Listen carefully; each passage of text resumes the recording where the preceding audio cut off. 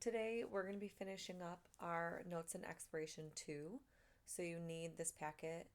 This packet was the packet that we had started on Tuesday when we were looking at the potential roots, potential zeros, potential x-intercepts, also the potential max and mins, what those are, what they look like, and the y-intercept. So figuring out what that is and how many we have of those from a polynomial. There's one last thing that we can figure out from a polynomial without a graph, and that is end behavior. So we're going to be filling in the meaningful notes section of expiration 2. So you need to flip to that. And then we are going to do some practice problems together. And then you guys will practice on your own. So for end behavior, first we're going to talk about what that is. So end behavior is describing the behavior of the ends of the graph, which is just the arrows. So are the arrows going up or down on the left side and the right side? So we're going to add that into our notes. So end behavior describes the direction of our ends of the graph, which are the arrows.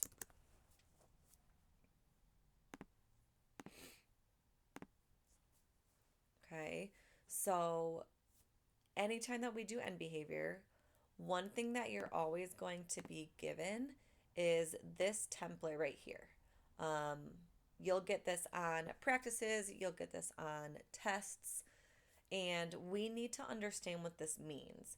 And so, how we read it is the first line is as x approaches positive infinity, y approaches something. And so, we're going to be filling this blank in. And then the second line is as x approaches negative infinity, y approaches something. And so, what this means, if we think about our x values and our x axis, if x is approaching or going towards positive infinity, all of the positive x values are the right side of the graph. So the first line is the right side of the graph can either go up or down. And then the second line is the left side of the graph, and the arrow can either go up or down. And I know it's the left side because x approaches negative infinity, and all of the negative x values are on the left side of the graph. So we're going to go ahead and label that. So this right here is the right side, and the second line is the left side.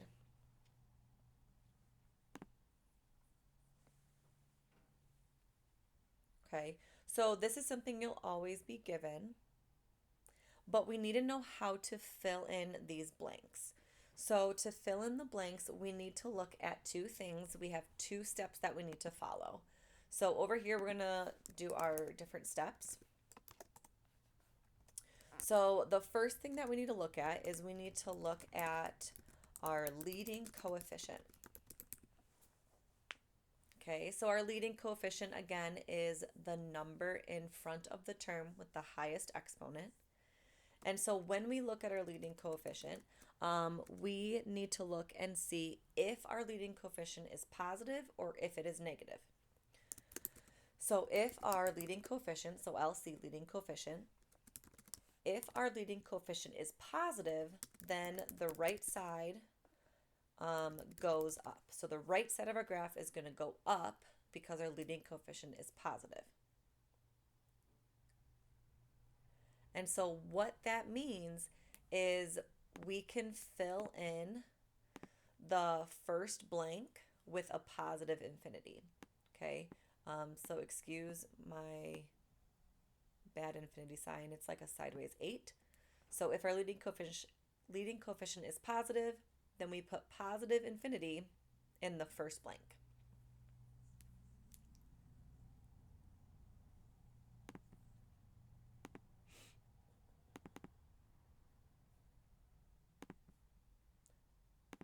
So then if our leading coefficient is negative, that means the right side goes down. If the right side is going down, that means we put a negative infinity in the first blank. So if our leading coefficient is positive, this is positive infinity. If our leading coefficient is negative, then this is negative infinity. So it's always going to match your leading coefficient for the first blank. The second thing that we need to look at is we need to look at our degree.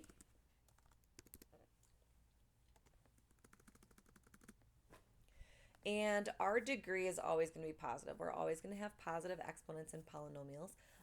So instead of looking at positive or negative, we need to look and see if it's even or odd. So if our degree is even,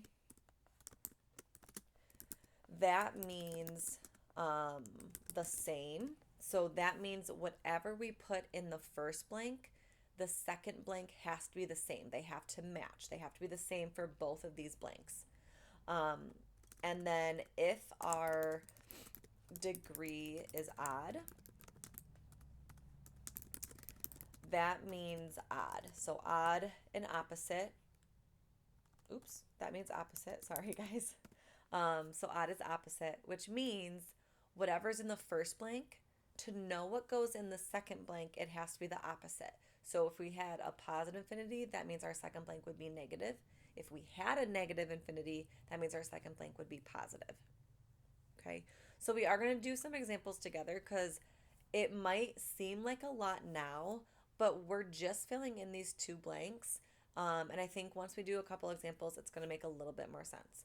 We just have to remember that the first thing we look at is leading coefficient, and the second thing we look at is degree. Okay, so make sure you have these notes written down, and then you can go ahead and flip your page over to the guided practice portion, and we're going to do a few of those.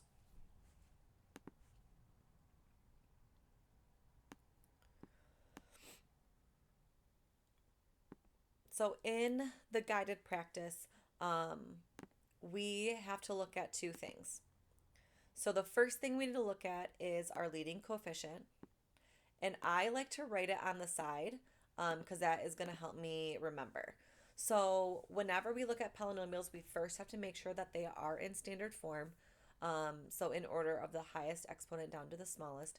So looking at this polynomial that we are given, it is already in standard form. So we have the highest exponent of 8, and then 5, and then 3, and then we end up having a constant. We don't have any like terms that we can combine, so it is in standard form. So I can identify my leading coefficient, and I'm looking to see if it's positive or negative. So my leading coefficient in this one is a positive 6. So that means my leading coefficient is positive, which tells me my first line here is going to be a positive infinity. So that means the right side of my graph is going up. So my leading coefficient was positive. I put positive infinity here. Those have to match. The second thing I look at is my degree. And my degree can either be even or odd. And remember, our degree is the largest exponent. So my degree for this one is 8. 8 is even.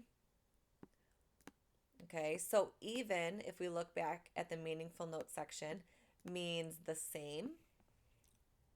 So that means this blank has to be the same as what I already wrote up here. And so because I wrote a positive infinity, it has to match that. It has to be exactly the same. So this one is also going to be a positive infinity.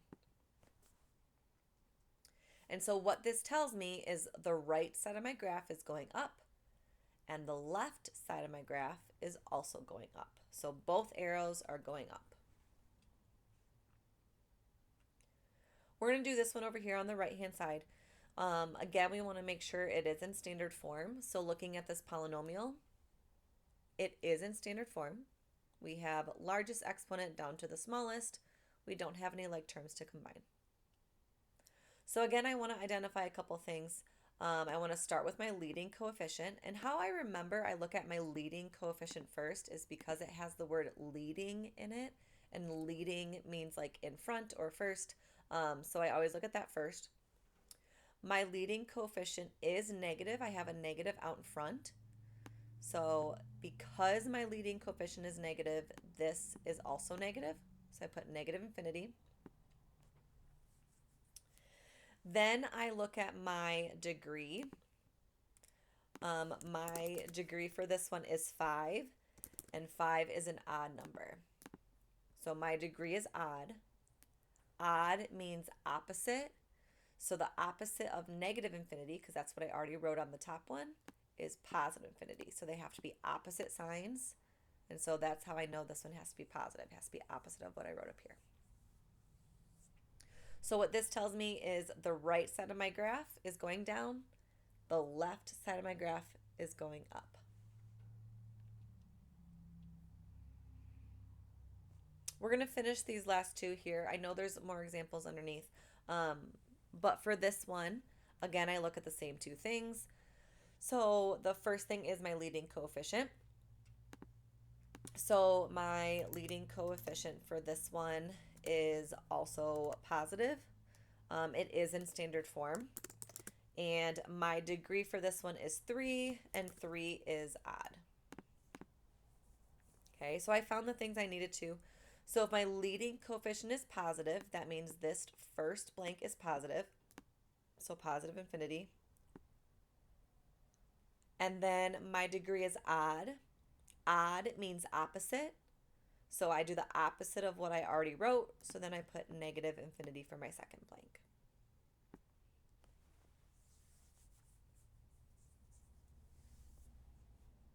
And then the last example, again, I still like to label them. So my leading coefficient for this one is -2. So -2 is out in front. So my leading coefficient is negative.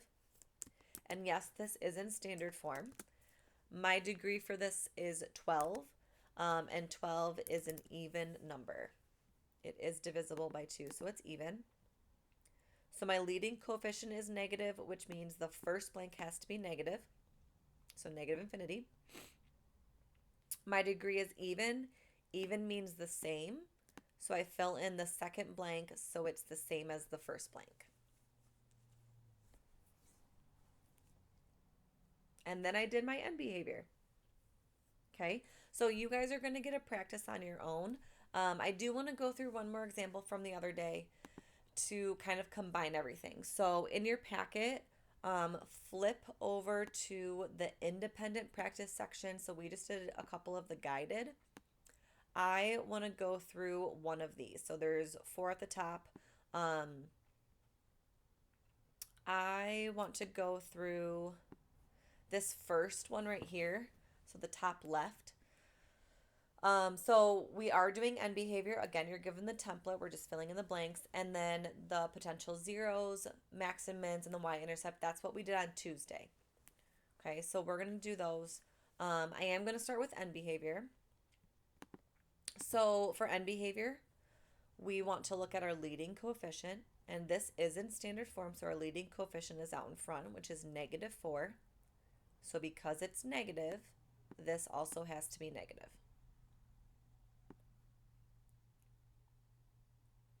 Then I look at my degree. My degree is my highest exponent, which is 8. 8 is even. Even means the same, so I also do a negative infinity. So these two blanks have to be the same.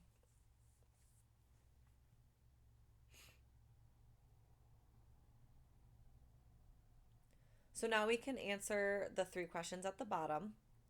So my number of potential zeros is the same thing as the potential roots or the potential x-intercepts. And for that, I look at my degree, and my degree is 8, so I know I have 8 potential zeros. For my potential max or mins, that is 1 less than my degree. So if I have 8 potential zeros, that means I have 7 potential max or mins. And then my y-intercept, I look at my constant. And I do want to make sure that I write my constant as a point. So it's going to be 0, comma, and my constant is a +1. So the constant is a number without the variable. So I write it as 0, comma 1.